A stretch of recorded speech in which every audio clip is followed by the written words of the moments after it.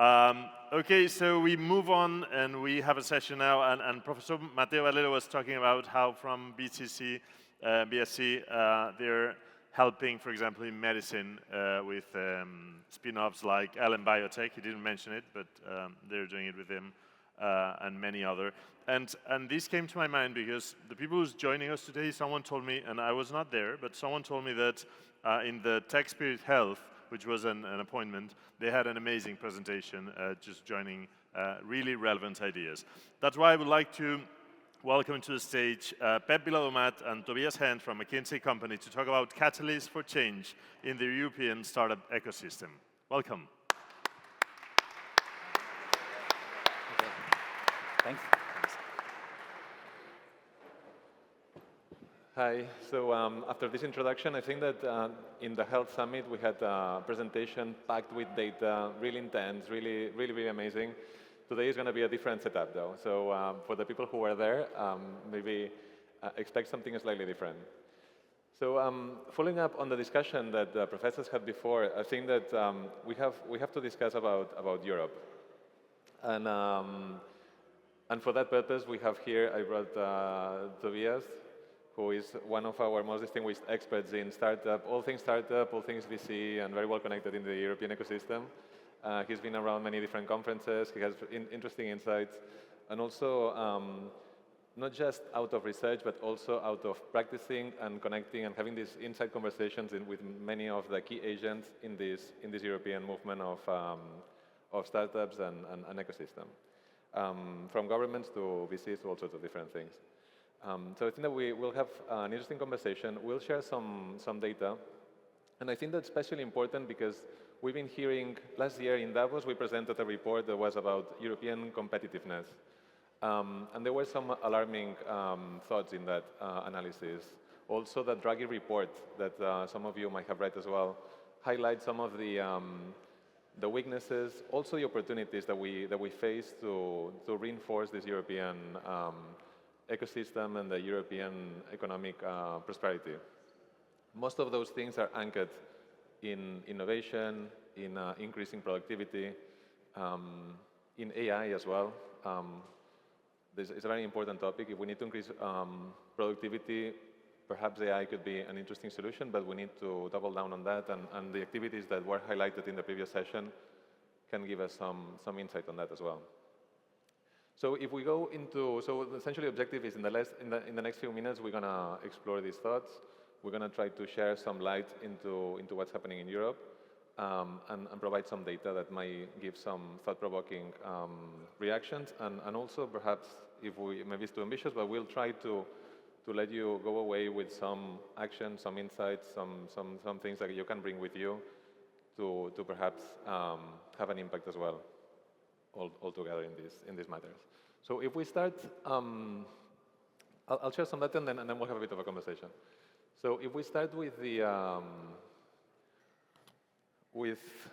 general feeling about Europe, no, this is a questionnaire that we launched. Well, it was answered by many of the startup ecosystem in Europe, and the overwhelming reaction is yes, we believe in Europe, so it's worth fighting for. There's an overwhelming yes. Europe is worth fighting for. Europe, we believe in the idea of Europe. However, when we go into the numbers, there's the clicker. No. Oh, sorry. So if we go into the numbers and we compare with our friends in the US, that is a benchmark, we could compare with anyone else, but I think that US is, for the size of demographics, is a relevant comparison. So we see that in every possible dimension, all these components, when we break into components, we see that we invest almost half in R&D. All this doesn't come as a surprise, but it's nice to put it in numbers because then we see that how big is that gap and how much do we need to work to close it. So in terms of R&D, we invest almost half in R&D. In terms of M&A, investment in billions of dollars, also we are far behind, and that has consequences as well with the startups. No? Where are we selling our startups? Most end up being acquired by US corporations. In revenue growth, in growth as well, far inferior than US. The return on invested capital is also far behind, and all of this compound has the consequence of bringing bigger market capitalization. And of course, bigger scale. So bigger market capitalization at a bigger scale has the consequence of having a big gap. So we're far behind. We have a lot of work to do. Those are not news, but I think that it's good to put it in numbers. However, when we see if we go deeper into that, graphic is amazing actually. If we go deeper into this, Europe has fallen behind in taking the opportunity of tech. One of the biggest wealth creation events in the last few years has been the technological revolution and the digitalization of all the economy. Europe was not part of that. And this is the proof that, that gives that visually. We can hardly see Europe in that corner in there. This is a graph made out of all the companies that are less than 50 years old and more than $10 billion in market capitalization. This means companies from 1973 until now that are bigger and substantial. We see that there's a lot of blue. The blue is the tech companies. So most of the wealth creation in these 50 years was in tech, and we were not in it. We are in the danger, as was mentioned before, with this AI revolution and the war of chips and all this kind of stuff, to miss also the next wave. And this would be immensely consequential.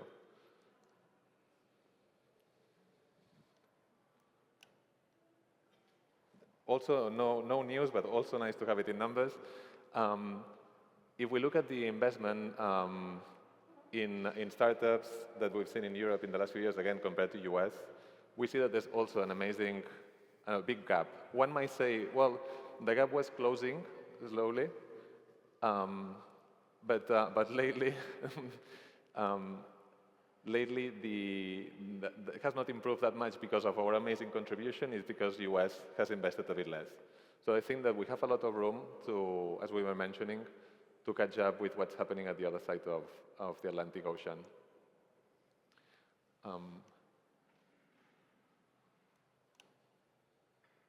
Here, when we asked as well the entrepreneurs is how hard it is to start in Europe. Would you start in Europe? No, is it a friendly environment to start companies, to start startups? And we see that very few entrepreneurs would agree strongly with that proposition. We have a lot of things to improve. There's friction. There's potentially lots of things that we could improve to make it a more friendly place to start new companies.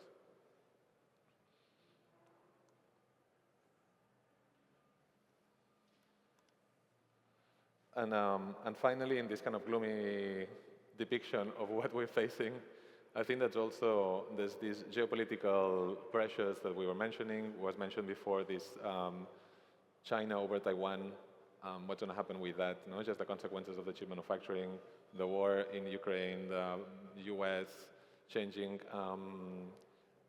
politics in a sharp turn can be very beneficial, but also high risk. So there's a lot of uncertainty. There's a lot of the devaluation of the euro versus the U.S. dollar. The dependency of Europe on importing energy. It's just there's fundamental things that we don't often think about that position Europe in a very precarious or interesting way. So with all of this together, I'll pass it with this wonderful setup. I'll pass it to Tobías that is going to perhaps give us some insights on how to turn it around. Thanks, Pep. And first of all, thanks for having me. Apologies for making you speak English now. German would be even worse. But thanks for bearing with us. So, and I mean, as it needs to be, you hand over to the German with the question of, is Europe and our ecosystem really doomed? I don't think it is. I don't think it is. I mean, there's challenges and they are quite obvious, but at the same time, I personally strongly believe that the startup ecosystem can and must play an important role in actually overcoming these challenges and protecting Europe's prosperity and competitiveness, if you go for Draghi report, as well as sovereignty. And here's some reasons why I strongly believe that this can happen. First of all, what we see in the ecosystem, and you all are working on it day and night, so you'll know much better than us even, is a massive shift towards deep tech. So by whatever definition you take, technologies or businesses that typically, that's part of the definition for us, that's very important, help overcome large societal challenges, be it energy resilience or green decarbonized energy, may it be European sovereignty by us being able to launch rockets into space or what have you, and actually consists of or is based on a technology that's not easily be replicable, oftentimes out of university or other research institutions. If we look at these technologies and these businesses, then we do see that Europe is catching up rapidly. So if we look at funding for deep tech, I mean, Pep presented the overall numbers out there. If we look at funding for deep tech, the share of European funding and global funding has risen by about 10 percentage points, from 10 to 20% over the last 5 years or so. So that's a good sign. In the technologies and the businesses built on these technologies that can help us overcome future challenges, Europe is actually catching up massively based on a lot of positive factors that we have. And I mean, one of the things that is happening in deep tech is, of course, solving our energy crisis. And I want to say that, I mean, first of all, there's a lot to be proud of and protect and build on in Europe. If you ask people in Europe if they're convinced that that living in their city is what they want to do, they are satisfied with the quality of living, then 9 out of 10 say yes. That's not necessarily the numbers you get in the US. And if you then look at what we're doing to protect this quality of living, there is massive amounts of funding going into the area of green tech and protecting that quality of living. Stockholm and London are called out here, not necessarily because they got the best quality of living, of course Barcelona does, or Munich, but they're called out here because they are the leaders in sustainability funding in the startup ecosystem. And that's not just in Europe, but that's globally. And even more importantly, maybe, if things really get tough, then we as Europe have a tendency to stay together and to stick together and make things happen. I mean, after COVID-19, with all the things that we probably also did wrong as a European society, we did free up massive amounts of funding and did not just put them into immediate crisis relief, but more towards midterm innovation and growth.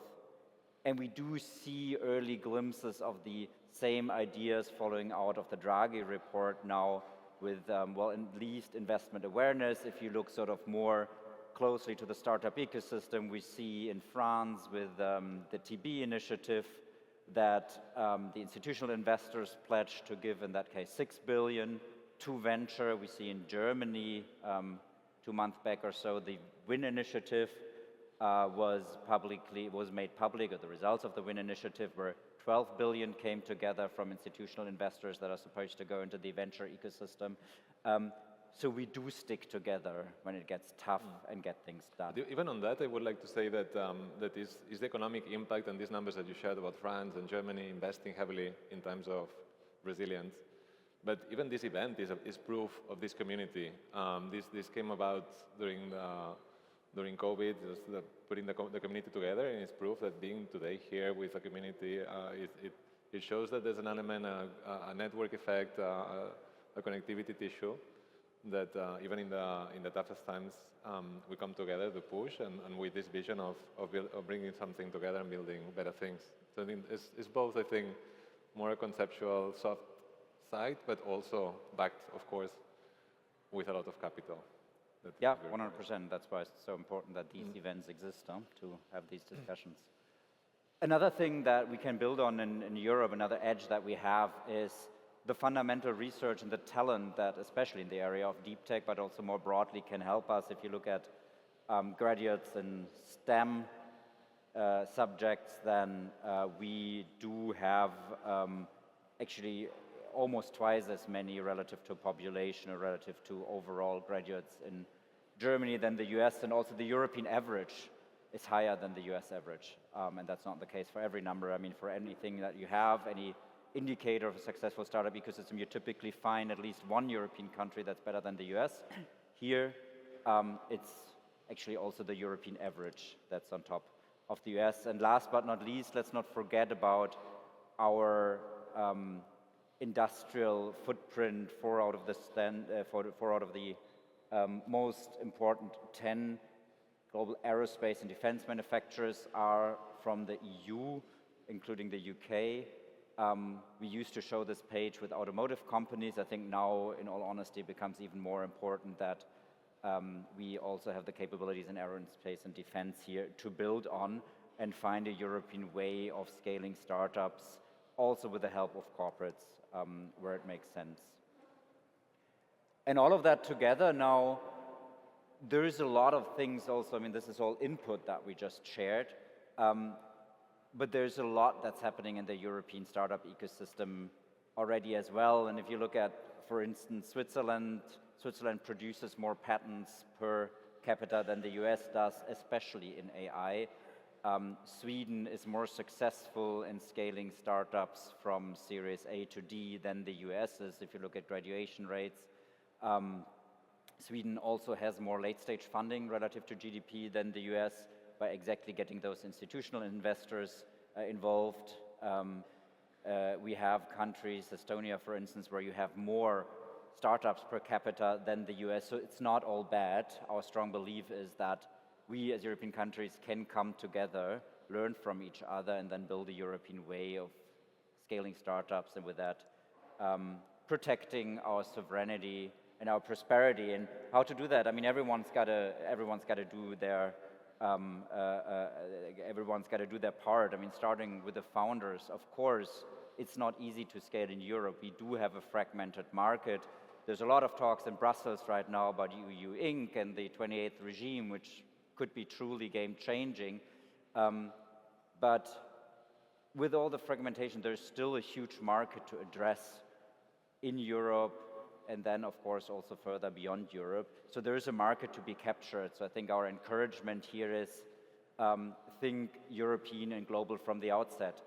Something that I found quite telling, working on startup strategies first in Germany and for the German government, and a few months later for the Dutch government. Germany, I mean, largest economy in the EU and everything, and everyone tries to scale domestically first, and then you get to the point where you think about, oh, there is something beyond Germany, and we need to cross borders, and so on and so forth. If you talk to founders in the Netherlands, being a small economy, they don't really care about the Netherlands. Their home market is always Europe and or the US already. So I think that mindset is something that's very important to get from the outset on if founding and then scaling a company. Even with all the fragmentation, there's a market to be addressed, and sort of, I mean, if you talk to founders in the smaller European countries, for natural reasons, they have that in their DNA even more, and the encouragement is for everyone. And Tobías, maybe because perhaps some people in the audience might not know what the EU Inc. is, or the Article 28, that might be worth maybe just explaining a bit, no? Just 1 minute. Yeah, happy to. So in Brussels, the new EU Commission is incoming with Ursula von der Leyen having nominated the candidates for the individual commissioners, and they got approved, as you know, a couple of weeks 2 weeks ago, I think.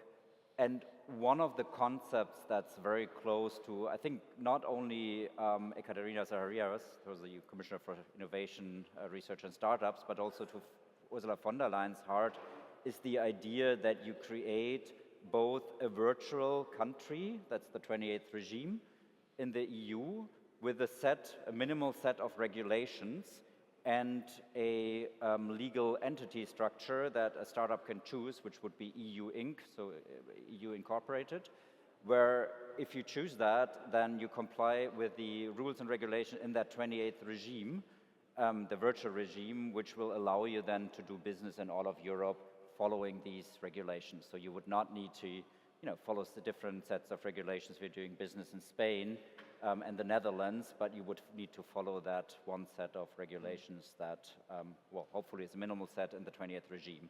There's, of course, I mean, that's far from being implemented yet. There's all sorts of, discussions and how does it work with tax regulations, who gets benefit, and so on and so forth, of course. Not simple, but the idea and the momentum that we have for that right now is... Yes, I think it's very interesting, that particular point, because most of the friction that we saw, some people saying, I struggle to, there's a lot of friction to create new companies in Europe. And it's the incorporation, the following, the VITs, there's a lot of friction. Some of the solutions that some entrepreneurs have found is to incorporate in Delaware or somewhere else, and then do some sort of corporate strategy and perhaps even Cayman Island. There's all sorts of strategies to bypass this incorporation and even for financial optimization. But as a solution, I think that this makes a lot of sense, to create something in Europe that is as powerful, as simple, as straightforward, potentially even more, almost inspired by what Estonia was doing with the digital passport, but at that larger scale, European level. I think it's a very good idea. There's a petition online for, and lots of people have signed, there's lots of VCs, there's lots of people, it's gaining a lot of momentum, and it's being moved inside Brussels to see if we can push it forward. And that could be a fantastic tool to reduce some of that friction. I think that I'm doing a bit of promo here, but I think that is an interesting angle to perhaps one of those signs of movement in the right direction. Yeah, and here's my encouragement again. Of course, it's not perfect. Of course, it's not there yet. But please, wherever you can, speak up. Use the opportunities that are being created and use the momentum that's being created, at least in Brussels right now. I don't think there's ever been more talk about startups than what I hear these days. So that's the encouragement towards the founders. Towards the investors, if this shows. So there is a lot of money in the market. It's not like we don't have any money in the EU. I think that's the fundamental statement to make here. It's just not necessarily going into venture. If only we could get the European pension funds to commit 1% of their assets under management, which is roughly what we have in the US, right, from the pension funds and endowment funds, that would unlock 100 billion of additional VC funding in the EU, 100 billion. That's a lot of money on the one hand side. On the other hand side, it's probably just barely enough of what we need. If we take for a moment the German numbers, we estimate that we need 30 to 100 billion per year. So that's just Germany might be up to 100 billion. Probably the number is somewhere between 30 and 100. So 100 would be great, but it's not actually that much either. But it's something that's very tangible if we get to, and I think, again, TB in France and WIN in Germany, and also some of the initiatives that are going on in Brussels right now go towards making it easier for institutional investors such as pension funds to go into this asset class. But I think that's a fundamentally important thing to get the funding in Europe and not lose out on the companies that we build here with the research that we have here, with the talent that we educated here, and selling them off by having later stage investors exclusively from outside of Europe. What we see right now in deep tech, Series B onwards, 60% of the investors in European companies are non-European, and that's of course not great for all the value that we've created here early, the risk that we took here earlier, and the control that we then lose. So here's the encouragement. There is money in the market. Let's make our move to get that into venture. Let's then build the VCs that are large enough that these allocations can be made and can be invested into the high quality startups. On that point, Tobías, I remember that I was talking to some pension funds and LPs, and the quick reaction that they had on this point was that if they were encouraged to allocate a bigger percentage into this asset class, if they were looking at the top 50 beta asset allocators on VC, only 3 were in Europe. And then most of these, if they were being fully rational as investors, most of this capital would end up going to US mainly and other regions. So how can we solve that? I think that is an issue, but however, just on the bright side on that thing, I think that there's a big concentrated effort in Europe to produce and launch new late-stage funds, and there's quite a few up and coming with substantial, closer to 1 billion in mindset. No, there's different places in Europe that soon will come up into fruition, and perhaps they can capture all this, no, in a timely manner. I think that that's a bit the bright side on all of this. 100%. We need these large funds. We need fund-of-fund structures, which make it even easier for the institutional investors to get to the risk profile that they'll need when these fund-of-funds then invest into the VCs. But from all that we're seeing, looking at Preqin data, looking at data from the EIF and everyone else, venture in Europe is a pretty solid asset class, also compared to the US. If you look at returns of venture funds, it's a pretty solid asset class. Of course, there are risks associated with it. Of course, the risk profile is different from government bonds. Yes. But overall, and I like the way that you phrased it, because I mean, of course, it's also a question for the returns of the institutional investors as LPs. It's a good thing to do on average. Yeah. If you do it right, it's really a good thing to do for you, not just because it makes sense for European prosperity and sovereignty, but also it makes sense for you as a business. Yes. So there is capital. There is capital. It makes sense to get it into the sector. Yeah, that makes sense to invest. That's good. All right, this thing stopped talking again, I think. Sometimes it takes a few seconds. Yeah, tech. What can you do? Yes. Here we go. So I think, I mean, the institution thing, you kind of made me sidetrack there already. I think there is a lot of dynamic going on right now in Brussels and with a lot of the European governments and the countries as well. We talked about the 28th regime already. Please, let's follow through on these things. And then everyone, I think, I mean, it's great that we come together in these conferences. I think it's great that we have these conversations now. I would really like, with sort of all due respect for all the things that are not perfect and that we have as challenges in Europe, we as a startup ecosystem and we as the players of this ecosystem need to think positively and overcome these challenges wherever possible, given the positive edges that we do have in Europe and that we can build on to make sure that overall as a European community, with all the challenges that we have, we'll protect our ways of living here, because I don't know about you, but I really and honestly like living in Europe. That's why I'm here, and try to work on these initiatives with all the challenges that are out there. So please, my encouragement is not just in your startups, but also beyond that in the ecosystem. Let's use that entrepreneurial spirit and build the startup ecosystem that we all want to have. Thanks a lot. I think we have questions for the audience, if there is anything that you would like to debate or discuss, or we just managed to catch up on a bit of time on the schedule.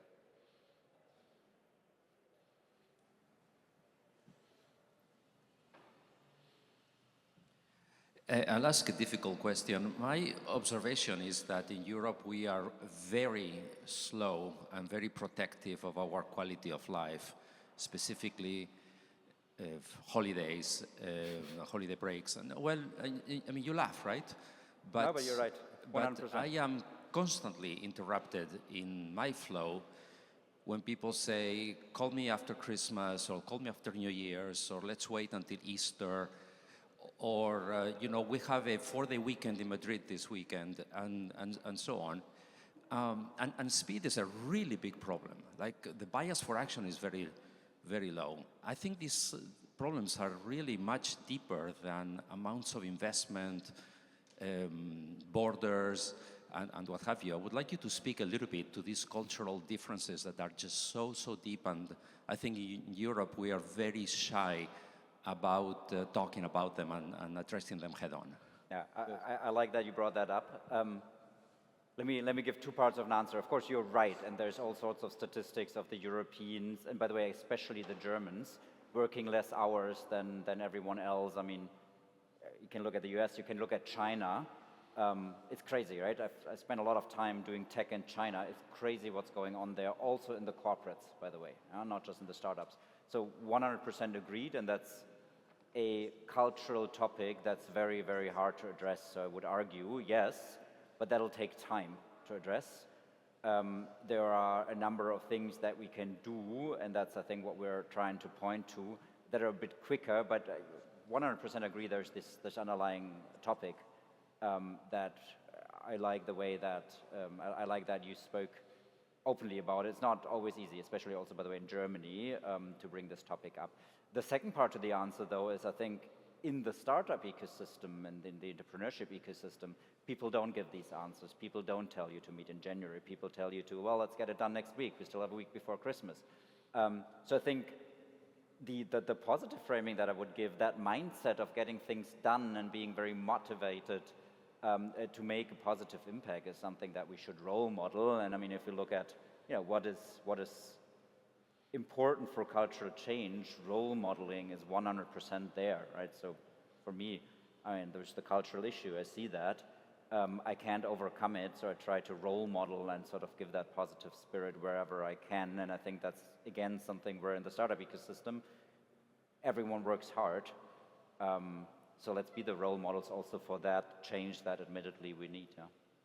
Yes, there's also another level in that is that in productivity, if we look for the productivity angle, we're working now in the next Davos report that is going to be about, there's a bit of a spoiler, but it's about demographics and productivity. And Spain is, is at the very bottom of the global list in terms of the danger of demographics and the gap that leaves the demographic pyramid and the productivity gap that produces in the next 20 years or 30 years.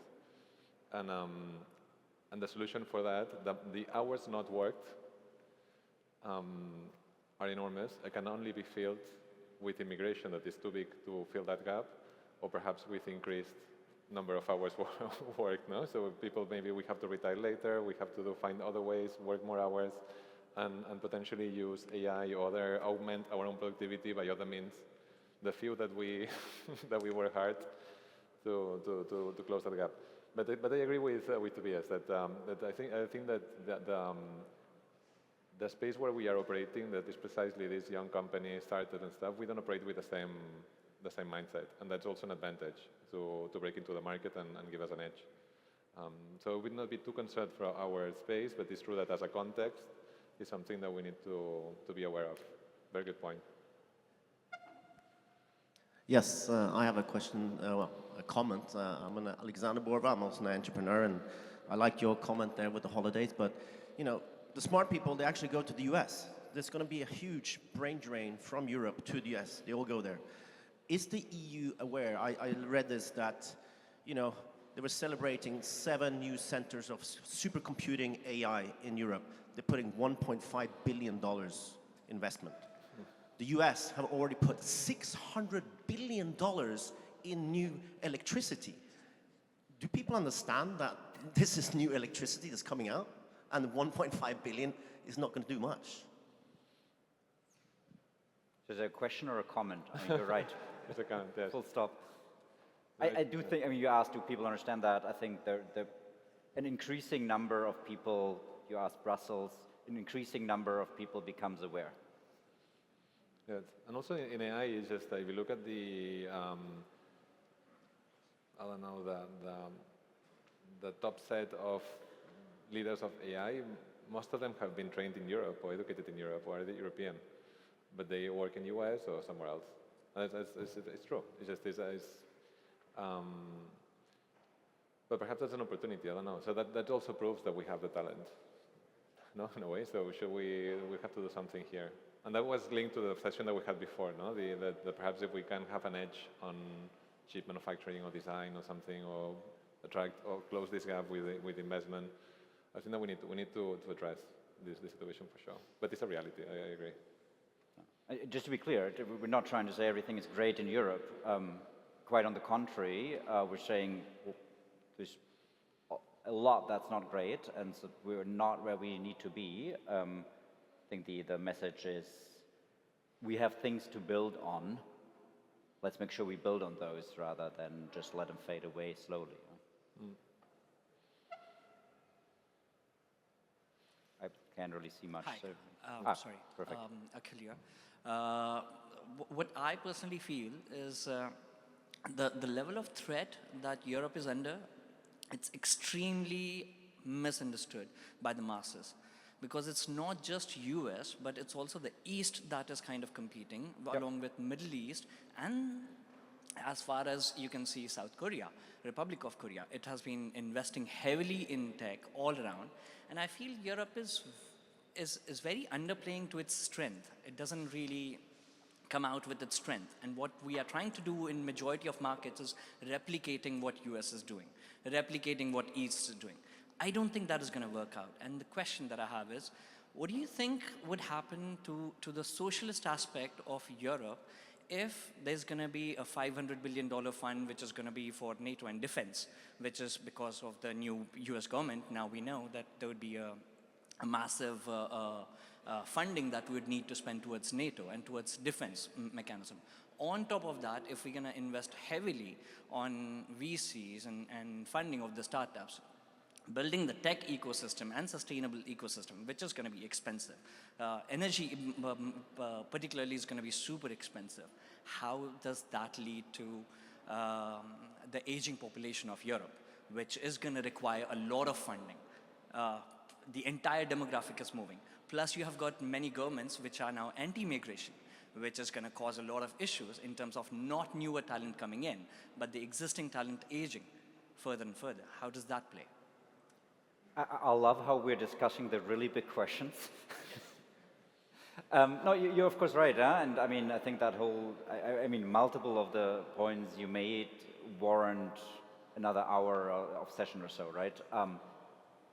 So on the population topic, I think that's again that's the hardest to solve, right? The aging population.